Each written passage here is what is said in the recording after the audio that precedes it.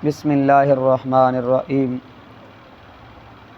وَإِذَا جَاءَهُمْ أَمْرٌ مِّنَ الْأَمْنِ أَوِ الْخَوْفِ أَذَاعُوا بِهِ وَلَوْ رَدُّوهُ إِلَى الرَّسُولِ وَإِذَا جَاءَهُمْ اور جب آتی ہے ان کے پاس امرٌ کوئی خبر من الامن امن کی او الخوف یا خوف کی اذاعوا بہ تو وہ اسے مشہور کر دیتے ہیں وَلَوْ رَدُّوهُ إِلَى الرَّسُولِ اور اگر وہ اسے لوٹا دیتے رسول کی طرف وَإِلَىٰ أُولِي الْأَمْرِ اور صاحب اختیار لوگوں کی طرف مِنْهُمْ ان میں سے لَعَلِمَهُ الَّذِينَ تو سمجھ لیتے اسے وہ لوگ جو يَسْتَنبِطُونَهُ تحقیق کر سکتے ہیں مِنْهُمْ ان میں سے وَلَوْلَا فَضْلُ اللَّهِ اور اگر فضل نہ ہوتا اللہ کا علیکم تم پر ورحمتہ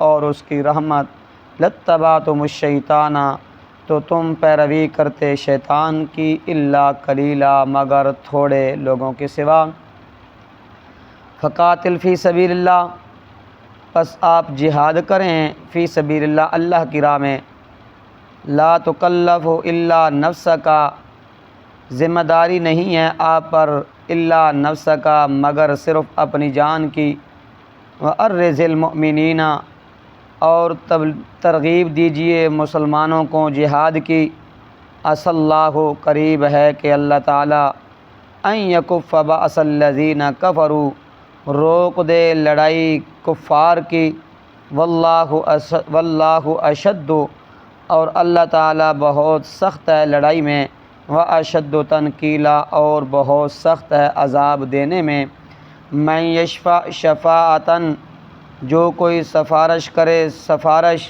حسنتاً نیک یکن لہ نصیب منہا تو ہوگا اس کو حصہ اس میں سے ومن یشفع شفاعتاً سیئۃ یکن لہ اور جو کوئی سفارش کرے سفارش بری یکن لہ ہوگا اس کے لیے بھی کفل منہا حصہ اس میں سے وکان اللہ علی کل شیء مقیتا اور ہے اللہ تعالیٰ ہر چیز پر نگہبان وَإِذَا أُحْيِيتُم بِتَحِيَّةٍ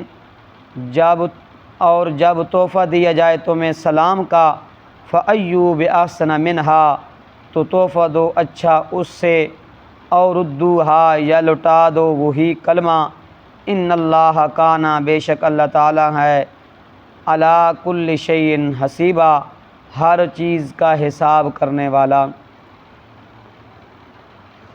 وَإِذَا جَاءَهُمْ أَمْرٌ مِّنَ الْأَمْنِ أَوِ الْخَوْفِ أَذَاعُوا بِهِ اللہ رب العزت نے اس آیت کے اندر منافقین کے اوپر زجر فرمایا زجر تو پچھلی آیت کے اندر بھی تھا اور اس کے اندر کیا ان کی خصلت بری خصلت بیان ہوئی کہ آپ صلی اللہ علیہ وسلم کے پاس آتے تو کہتے ہم آپ کے ساتھ ہیں ہم آپ کے دین پر ہیں جب اپنے غنڈوں کے پاس سرداروں کے پاس جاتے تو کہتے ہم کیا ہیں آپ کے پاس ہیں ہم تو کیا کرتے ہیں مسلمانوں کے ساتھ مزاح کرتے ہیں اور ان کے غنڈوں کو ان کے سرداروں کو رب نے شیطان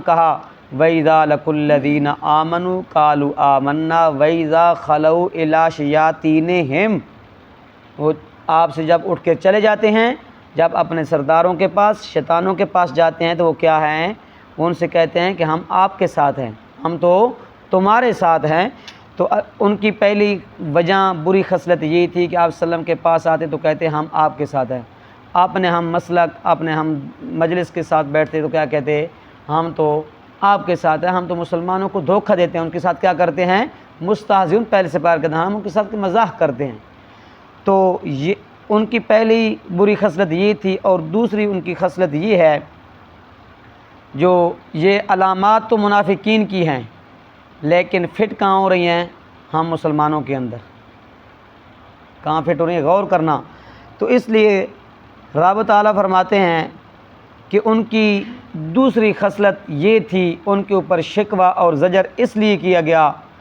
کہ جب بھی انہیں کوئی کسی چیز کی خبر پہنچتی نا تو وہ اسے مشہور کر دیتے افشا کر دیتے، چاہے اس خبر کا تعلق امن سے ہو اویل امن من الامن اویل خوف، چاہے اس خبر کا تعلق امن سے ہو، چاہے اس خبر کا تعلق کس سے ہو؟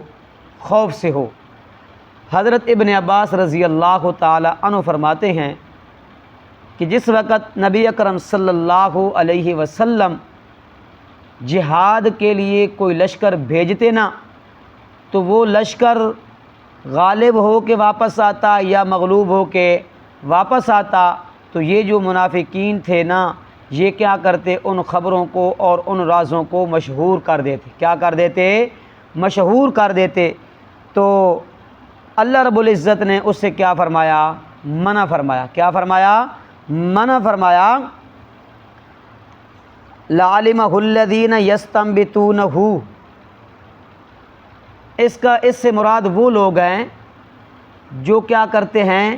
خبروں کو معلوم کرنے کے پے در پے ہوتے ہیں اور اس کے علم کے متلاشی ہوتے ہیں، لیکن رب تعالیٰ فرماتے ہیں ان کو چاہیے تو یہ تھا کہ وہ خبریں معلوم نہ کرتے، رازوں کو اور خبروں کو افشا نہ کرتے، لیکن اگر انہوں نے کرنی بھی تھی تَوَلَوْا رُدُّوهُ إِلَى الرَّسُولِ وَإِلَىٰ أُولِي الْأَمْرِ مِنْهُمْ، تو وہ رسول کے پاس جاتے نا، اور رسول کے اصحاب کے پاس جاتے جو صاحب مشورہ اور صاحب تدبر تھے، ان سے معلوم کر لیتے، تو وہ ان کو کیا ہو جاتی؟ خبر ہو جاتی، معلوم ہو جاتا کہ یہ خبر کیا ہے، خبر سچی ہے یا کیا ہے؟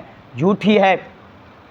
امام الانبیاء صلی اللہ علیہ وسلم نے فرمایا، مسلم شریف کے مقدمے کے اندر حدیث ہے کہ آدمی کے جھوٹا ہونے کے لیے یہی کافی ہے کہ سنی سنائی بات کو پھیلا دے۔ یہ ہماری عادت ہے، ہم بات کی تحقیق نہیں کرتے، جس سے سنی نہ آگے اس کو پھیلانا شروع کر دیا۔ بخاری اور مسلم کے اندر روایت ہے، امام الانبیاء صلی اللہ علیہ وسلم نے فرمایا، انسان کے یہ برا فعل ہے، انسان کا یہ کیا ہے؟ برا فعل ہے کہ وہ سنی سنائی بات کو آگے پھیلائے، سنی سنائی بات کو آگے پھیلائے۔ اس واقعہ کا پس منظر یہ ہے کہ امام الانبیاء صلی اللہ علیہ وسلم نے ایک شخص نو مدینہ کے اندر بھیجا، مدینہ سے باہر بھیجا زکوٰۃ کسی قوم سے وصول کرنے کے لیے۔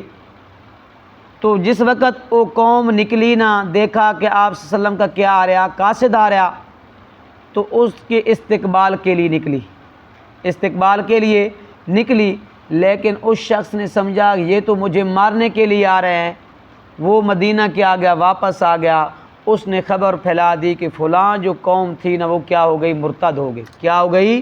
مرتد ہو گئی۔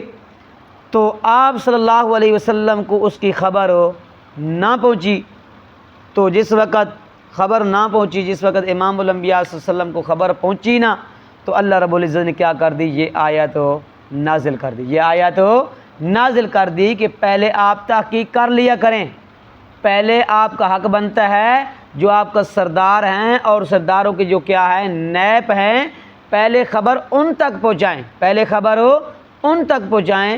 ہم خبر ان تک نہیں پہنچاتے، ہم پہلے شہر کے اندر ڈھول مار دیتے ہیں۔ کیا؟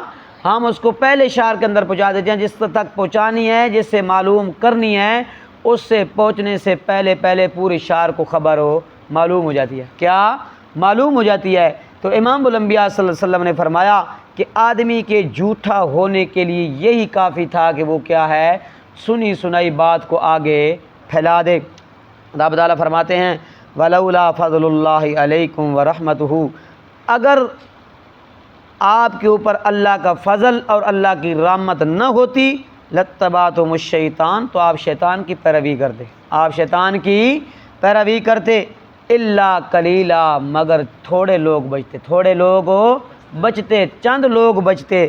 تو یہ کیا ہے؟ منافقین کی عادت ہے، سنی سنائی بات کو پھیلانا، سنی سنائی بات کو مشہور کرنا، یہ کس کی عادت ہے؟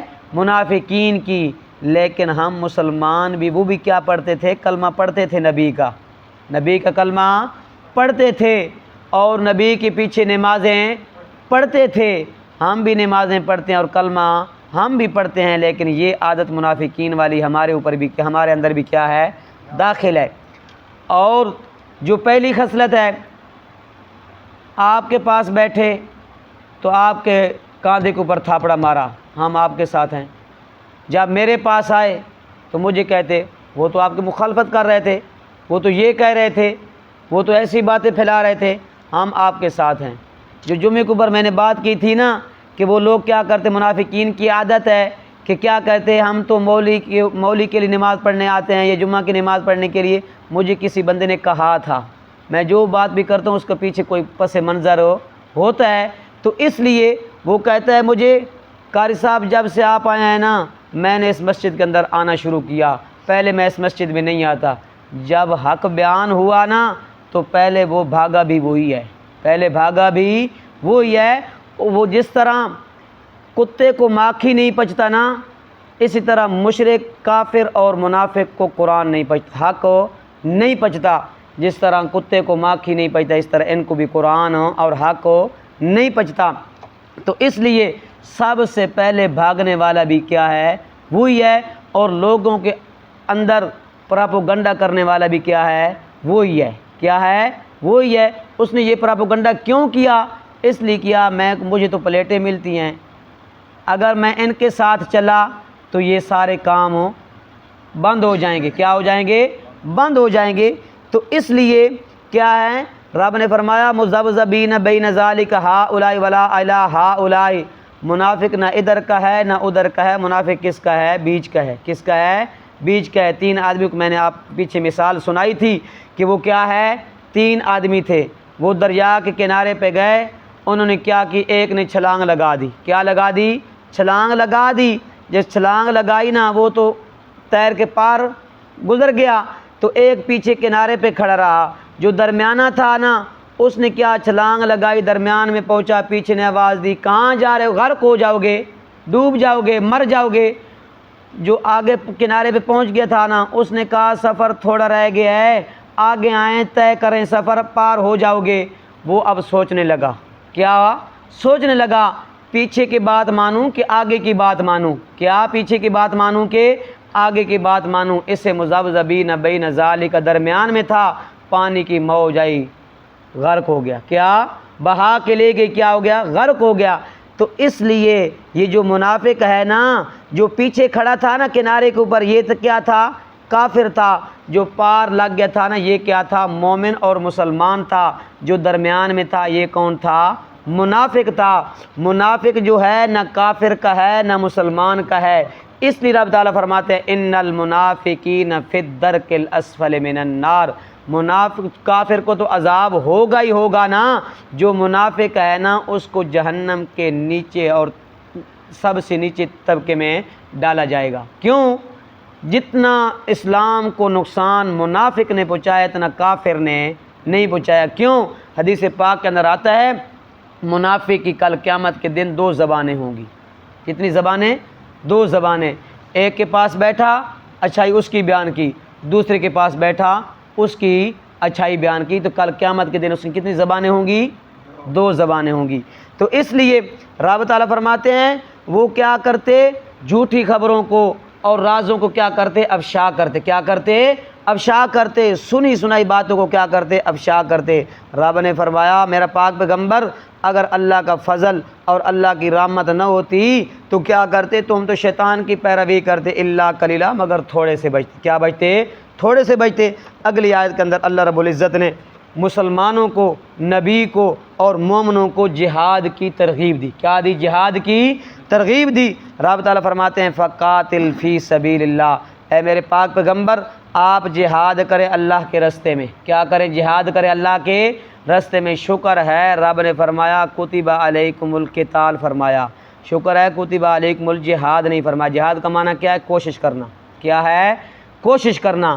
تو رب کو پتہ تھا 14ویں صدی کے ملا آئیں گے، وہ کیا کریں گے؟ کوشش کے کئی معنی کریں گے۔ نماز کے اندر بھی کوشش کرنی ہے، زکوٰۃ کے اندر بھی کوشش کرنی ہے، حج کے اندر بھی کوشش کرنی ہے، فلاں کام کے اندر بھی کیا کرنی ہے؟ کوشش کرنی ہے۔ رب کو پتہ تھا، رب نے فرمایا کتب علیکم القتال، کیا کرنا ہے میرے راستے میں؟ کیا میں نے آپ کے اوپر کیا فرض کیا؟ قتال فرض کیا، تو رب فرماتے ہیں میرا پاک پیغمبر آپ جہاد کریں میرے راستے میں، آپ جہاد کریں میرے راستے میں، لا تکلف الا نفسک وارض المؤمنین، مومنوں کو ترغیب دیجئے آپ کے ذمہ داری، آپ پر کوئی ذمہ داری نہیں، الا نفسک مگر اپنی جان کی، صرف اپنی جان کی، عسى اللہ ان یکف باس الذین کفروا، قریب ہے کہ اللہ روک دے کفار کی لڑائی، اور اللہ رب العزت کیا ہے لڑائی کے اندر سخت ہے، واشد تنکیلا، اور اللہ رب العزت سخت عذاب دینے والا ہے، کیا ہے سخت عذاب دینے والا ہے۔ اگلی آیت کے اندر اللہ رب نے فرمایا من یشفع شفاعۃ حسنۃ یکن لہ نصیب منہا، ہاں جو کوئی بندہ نا کسی کو نیکی کی ترغیب کرے نا، نیکی کی ترغیب دے، اس کو نیکی کے راستے میں چلائے، وہ آدمی جب نیکی کے راستے میں چلے گا نا اس کو بھی اللہ رب العزت بہت بڑا اجر و ثواب عطا کرے گا۔ من یشفع شفاعۃ سیئۃ یکن لہ کفل منہا، ہاں جو کوئی آدمی اس کو گمراہی اور برے راستے پہ چلائے تو وہ کیا کرے گا، برے راستے کے اوپر چلے گا نا، جس نے چلایا اس کو بھی کیا ملے گا، اس کو وہ عمل کرے گا گمراہی کے اوپر اور برائی کرے گا تو اس کو بھی کیا ملے گا، عذاب ملے گا، کیا ملے گا، عذاب ملے گا۔ تو اس سے ہمیں اشارہ ملتا ہے کہ ہم نے لوگوں کو ترغیب دینی ہے نیکی کی، ہم نے لوگوں کو ترغیب دینی ہے ہدایت کی، نیکی کی ترغیب دی تاکہ ہمیں ثواب ملے، جب سے وہ عمل کرتا رہے گا آگے اس کو بتائے گا، آگے کسی اور کو بتائے گا، وہ کسی اور کو بتائے گا، ہمارے کھاتے میں ثواب عمل نامے میں آتا رہے گا۔ اس لیے وکان اللہ علی کل شیء مقیتا، رب تعالیٰ فرماتے ہیں میں ہر چیز کے اوپر کیا ہوں، نگہبان، کیا ہوں، نگہبان ہوں۔ اس آیت کے اندر اگلی آیت کے اندر وَإِذَا أُحْيِيتُم بِتَحِيَّةٍ فَحَيُّوا بِأَحْسَنَ مِنْهَا أَوْ رُدُّوهَا إِنَّ اللَّهَ كَانَ عَلَى كُلِّ شَيْءٍ حَسِيبًا۔ اس آیت کے اندر اللہ رب العزت نے سلام کرنے کا طریقہ سکھایا مسلمان کو، کیا سلام کرنے کا طریقہ سکھایا کہ سلام کس طرح کرنا ہے۔ اللہ رب فرماتے ہیں وَإِذَا أُحْيِيتُم، جب تمہیں کوئی تحفہ دے نا سلام کا، فَأَيُّوا بِأَحْسَنَ مِنْهَا، ہاں آپ نے تحفہ دینا ہے اس سے اچھا، کیا اس سے اچھا، اور ردوہا، یا وہی کلمات آپ نے لوٹانے ہیں۔ اگر کوئی آدمی آیا، آپ بیٹھے ہیں بیر سے کوئی آدمی آیا نا، اس نے کہا السلام علیکم، تو آپ نے کہنا ہے وعلیکم السلام ورحمۃ اللہ، ورحمۃ اللہ۔ یہ اگر آپ اضافہ نہیں کرتے تو آپ اس طرح کہہ سکتے ہیں وعلیکم السلام، وعلیکم السلام۔ اضافہ کیا ہے، مستحب ہے، اضافہ کیا ہے، مستحب ہے، جو برابری ہے وہ فرض ہے، برابری کیا ہے، فرض ہے۔ سلام کا جواب دینا کیا ہے، السلام علیکم کس نے کہا تو آپ کے اوپر فرض ہے کہ آپ کہیں وعلیکم السلام۔ اگر آپ بڑھا دیں کہ ورحمۃ اللہ وبرکاتہ تو یہ کیا ہے، مستحب ہے، اور آپ کے اعمال نامے میں کیا ملے گی، نیکیاں ملے گی۔ ایک شخص آیا نبی اکرم صلی اللہ علیہ وسلم کی خدمت میں، کہتا ہے السلام علیکم، آپ نے فرمایا وعلیکم السلام ورحمۃ اللہ۔ ایک شخص آیا، اس نے کہا السلام علیکم ورحمۃ اللہ، آپ صلی اللہ علیہ وسلم نے اس کو جواب دیا وعلیکم السلام ورحمۃ اللہ وبرکاتہ۔ ایک شخص آیا، اس نے کہا السلام علیکم، آپ نے فرمایا وعلیکم السلام۔ پھر تھوڑی دیر کے بعد آدمی آیا، اس نے کہا السلام علیکم ورحمۃ اللہ وبرکاتہ، آپ کیا رہے، یہی الفاظ، آپ خاموش ہو گئے، کیا ہو گئے، خاموش ہو گئے۔ جس وقت خاموش ہوئے تو اس آدمی نے کہا یا رسول اللہ، ایک آدمی آیا تو آپ نے اس کو سلام کا جواب دیا، دوسرا آیا تو آپ نے کہا ورحمۃ اللہ، تیسرا آیا تو اس نے کہا آپ نے کہا وبرکاتہ، یا رسول اللہ مجھے آپ نے کوئی بات نہیں کی۔ آپ نے فرمایا آپ نے کوئی چیز باقی چھوڑی نہیں ہے، آپ نے کوئی چیز باقی چھوڑی نہیں ہے۔ اگر السلام علیکم کہو گے نا ورحمۃ اللہ وبرکاتہ، السلام علیکم کہو گے 10 نیکیاں ملے گی، ورحمۃ اللہ کہو گے 20 نیکیاں ملیں گی، وبرکاتہ کہو گے تو 30 نیکیاں ملیں گی۔ یہ میں اپنی طرف سے بات نہیں کر رہا، امام الانبیاء صلی اللہ علیہ وسلم نے فرمایا، کیا ہے یہ، کیا ہے، حدیث ہے۔ تو اس آیت کے اندر اللہ رب العزت نے ہمیں سلام اور اس کا جواب دینے کا کیا سکھایا، طریقہ سکھایا۔ ان اللہ کان علی کل شیء حسیبا، بے شک اللہ تعالیٰ ہر چیز کا حساب کرنے والا ہے۔ دعا کرو کہ اللہ رب ہمیں عمل کی توفیق عطا فرمائے۔